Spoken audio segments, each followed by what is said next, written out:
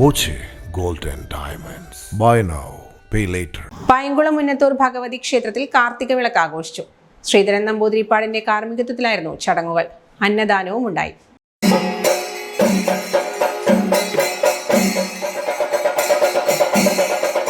വൈകിട്ട് സഹസ്രദീപം തെളിയിക്കൽ, പയങ്കുളം ശ്രീജയൻ ആൻഡ് പാർട്ടിയുടെ മേളം എന്നിവയുണ്ടായി.